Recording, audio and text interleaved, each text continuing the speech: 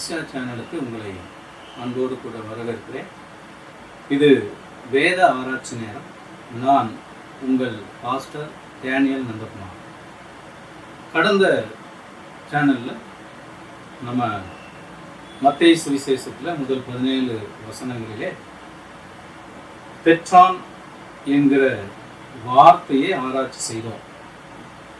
அதன் தொடர்ச்சியாக இந்த சேனலில் இன்றைக்கு நம்ம பார்க்க இருக்கிறது இன்னொரு ஆராய்ச்சியை நம்ம பண்ண இருக்கிறோம்.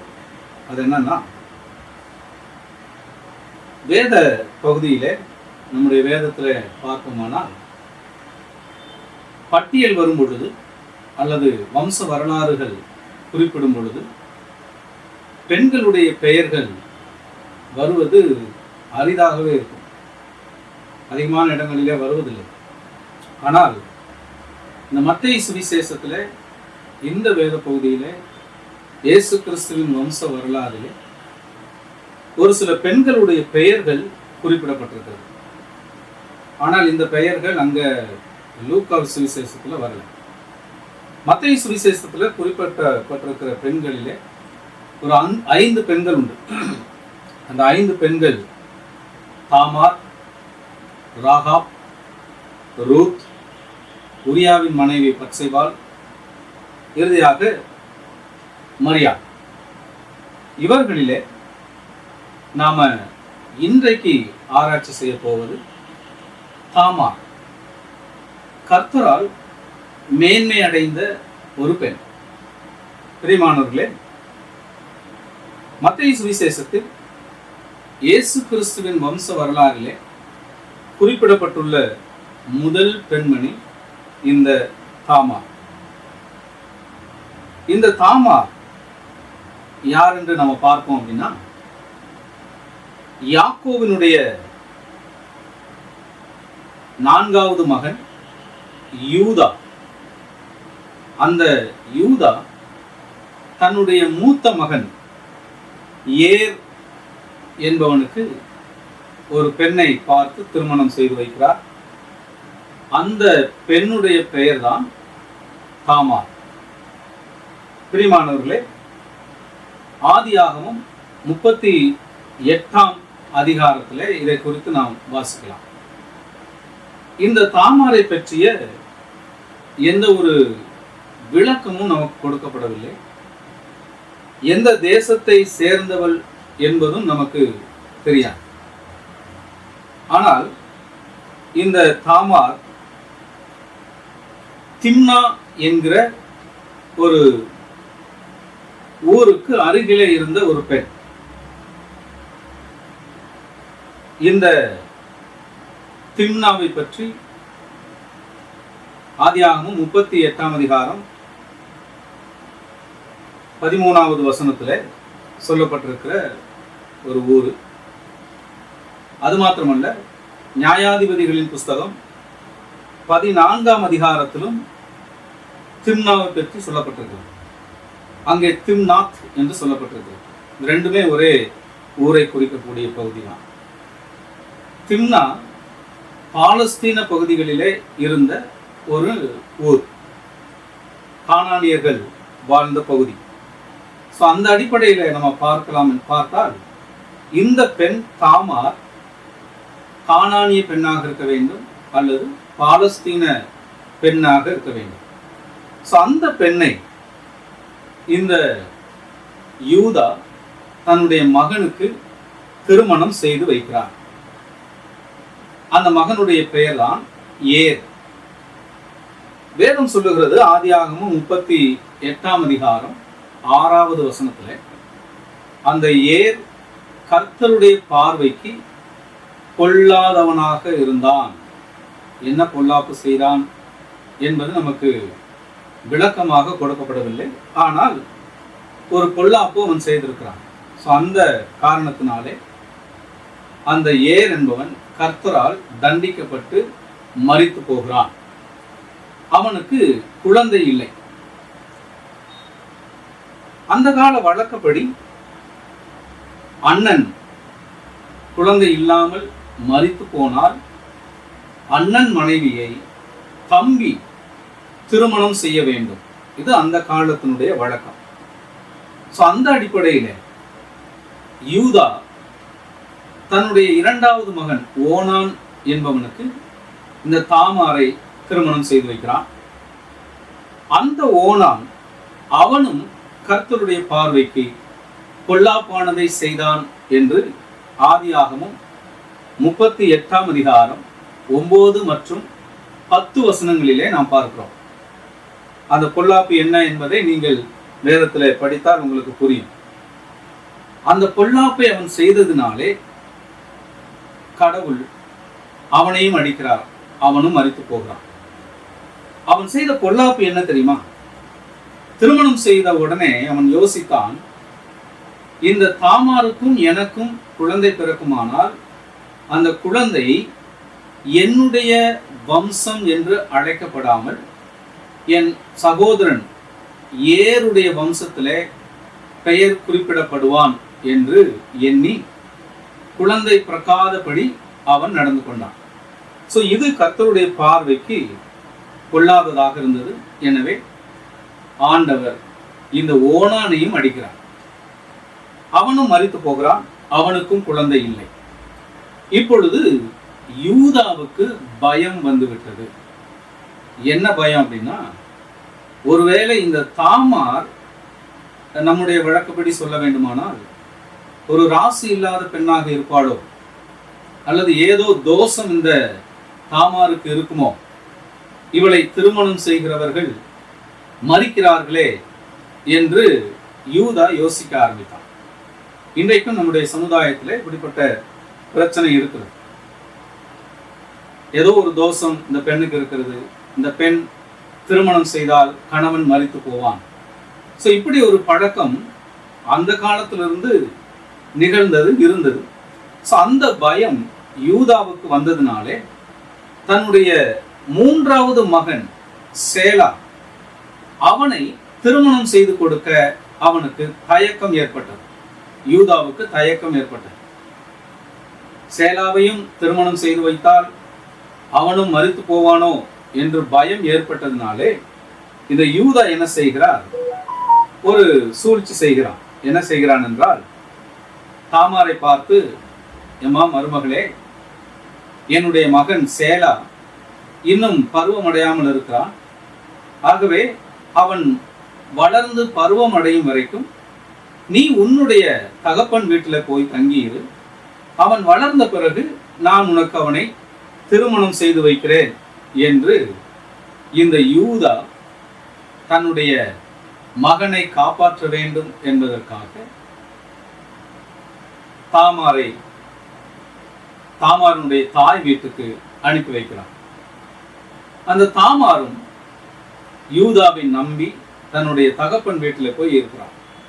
அந்த தாமாருக்கு ஒரு உறுதியான ஒரு நம்பிக்கை இருந்தது, ஒரு விசுவாசம் இருந்தது. ஏனென்றால், நான் எப்படியாவது இந்த யூதா கோத்திரத்திலே, யூத குடும்பத்திலே, யூதர்களுடைய குடும்பத்திலே, எபிரேயர்களுடைய குடும்பத்திலே நான் வாழ்க்கைப்பட வேண்டும் என்று அவன் விரும்பினான். ஆகவே அவள் அந்த நம்பிக்கையோடு தன் தகப்பன் வீட்டில் போய் இருக்கிறான். இப்பொழுது யூதாவுக்கு ஒரு மனநிம்மதி, எப்படியாவது சேலாவை காப்பாற்றி விட வேண்டும் என்று சொல்லி காலம் செல்கிறது. சேலாவும் வளர்ந்து பெரியவனாகிறான். அவன் பெரியவனான பிறகு அவனை குறித்ததான செய்தி தாமாருக்கு செல்கிறது. அவ தாமார் யோசிக்கிறார், இந்த சேலா வளர்ந்த பிறகு எனக்கு திருமணம் செய்து வைக்கிறேன் என்று மாமனார் சொன்னாரே, இன்னும் செய்து வைக்கவில்லையே என்று யோசித்துக் கொண்டிருந்தான். அந்த நேரத்தில் இந்த யூதா தன்னுடைய ஆடுகளை மயிர் கத்தரிப்பதற்காக, ஆடுகளின் முடிகளை, ரோமத்தை வெட்டுவதற்காக திம்னாவுக்கு செல்கிறார். திம்னாவுக்கு செல்லும் பொழுது இந்த செய்தி தாமாருக்கு போய் சேர்கிறது. அப்ப தாமாரினுடைய தோழிகள் சொல்லுகிறார்கள், உன்னுடைய மாமனார் திம்னாவுக்கு வருகிறார், தன்னுடைய ஆடுகளை ரோமம் கத்தரிப்பதற்காக வருகிறார் என்று அந்த செய்தியை தாமாருக்கு அறிவிக்கிறார்கள். அப்பொழுது தாமார் என்ன செய்கிறார்? ஒரு தன்னுடைய விதவைக்குரிய ஆடைகளை அவிழ்த்து போட்டுவிட்டு மற்ற ஆடைகளை அணிந்து கொண்டு தன்னுடைய முகத்தை தலையை முக்காடு போட்டு மறைத்து கொண்டு ஒரு நீரோடை பக்கம், மாமனார் வருகிற வழியிலே ஒரு நீரோடை பக்கம் போய் அமர்ந்து கொள்கிறார். அப்படி அமர்ந்திருக்கும் பொழுது மாமனார் வருகிறார். ஆடுகளை ரோமம் கத்தரித்து விட்டு திரும்பி வருகிற வழியிலே நீரோடை அருகிலே முக்காடு போட்டு தன்னை மறைத்திருக்கிற ஒரு பெண்ணை பார்த்து, ஓ, இந்த பெண் ஒரு தவறான ஒரு பெண் என்று நினைத்து அந்த பெண்ணோடு கூட இவர் சேர்ந்து விடுகிறார்.